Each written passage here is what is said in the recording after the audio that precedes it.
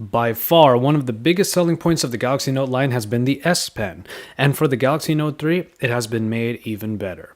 It's Joshua Vergara from Android Authority. What's going on, everybody? And welcome to this Galaxy Note 3 feature focus, this time regarding the S Pen. The S Pen is the little friend that allows the Galaxy Note to do much more than your average smartphone. In this version of the Note 3, it has been given a more symmetrical design that can be inserted easier into the phone, as well as a lighter feel. It might be a pain to handle for much larger hands, but for me, it's been just fine as a pointer and a handwriting tool. We start off with what's already available in the S Pen before you even get into the apps and extra features. Get in the settings menu and you'll see that the Note device is able to detect if the pen is inserted or it's out in the wild. You are able to customize what happens when you remove the pen, such as noises or vibrations, or even if the Air Command menu pops up when you do so. And then there is the small cursor that you see on the screen as you hover the tip of the S Pen over the screen. And this is where we get into some actual functions. From just about anywhere on the phone, you can begin to use the S Pen for a few key tasks. That button on the pen itself is very important and is the gateway to a lot of uses. When hovering over the screen and seeing that little dot, you can press it and the Air Command menu comes up, but we'll get to that a little later. Note that the gestures that opened, for example, the quick command pop-up in the previous Note 2 aren't here anymore. Instead of simple movements with the S Pen while pressing the button, you can just enclose any shape you create to clip out and save that particular piece for later usage. This is the simplistic level of capturing your screen that is immediately available. Hovering the pen over the various parts of the interface will give you some contextual information. For example, hovering over a gallery folder will give you a preview of what's inside, and this is the same for icon folders on the home screen.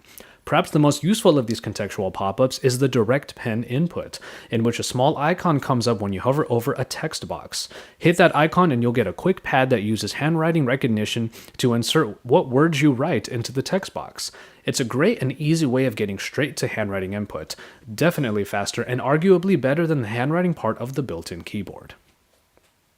Alright, let's get into some apps. The one you may already be familiar with and is a pretty obvious necessity for things like the S Pen is a note-taking application, and in the Note 3 it's called S Note. For the most part, this is where you can create just about anything to help you visualize what's going on in your head.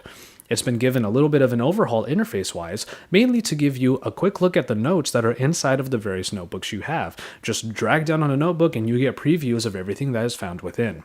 Within the actual notes, you have a lot of different tools to make your vision come to life. You could keep it as simplistic as just drawing it all out with your pen in perhaps a bunch of different customizable brushes, or you can take advantage of a bunch of different tools to help you create your information even easier.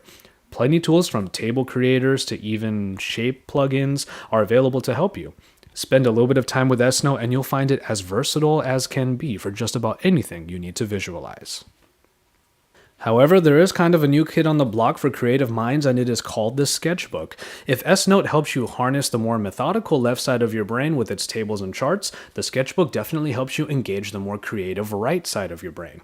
Physiology aside, the Sketchbook doesn't come with as many tools for creation as S Note, and instead focuses on the brushes and the colors. The artsy stuff, really.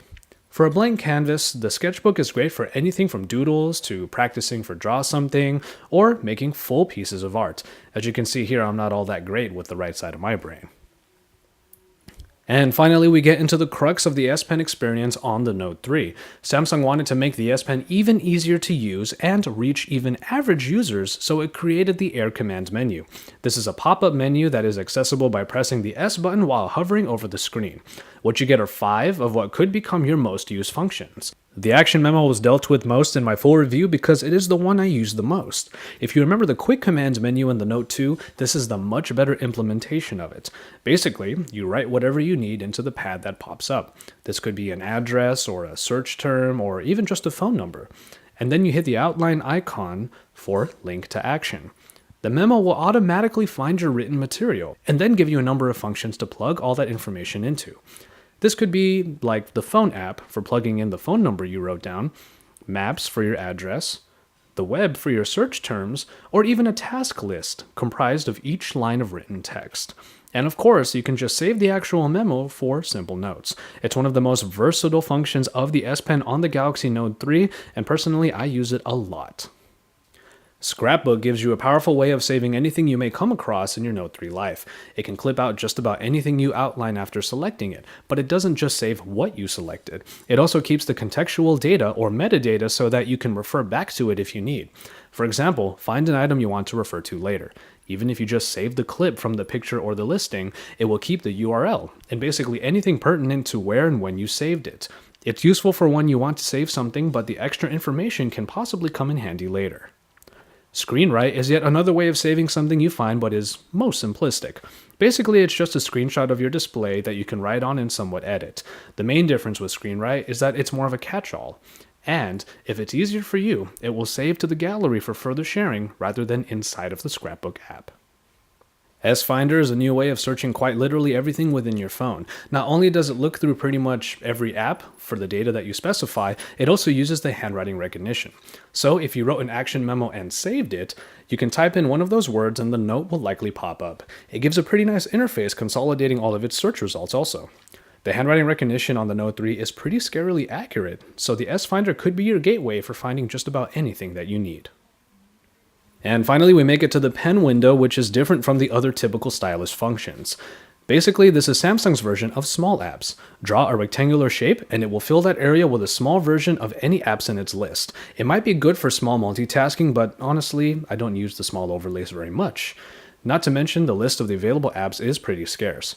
Personally, I'd rather jump between full apps than try to work with a small one that is possibly covering up my other information. And so, there you have it.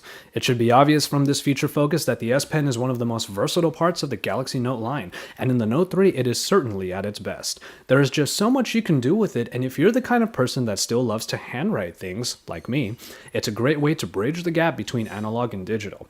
I find myself writing even my text messages to people just because I find the S Pen that much fun to use. Using the pen might actually make you feel like you're doing work. So if productivity is important to you, pop that pen out and get writing. I hope you got a lot out of this feature focus, and thank you very much for watching. We have plenty more coverage on the Note 3 already available on the Android Authority channel, and plenty more to come. If you haven't seen our drop test or the other feature focus regarding the one-handed operation in the Note 3, make sure you do so. Drop us a like on our videos, and don't forget to subscribe if you haven't already. Stay tuned to Android Authority for all of the best coverage, because we're your source for all things Android.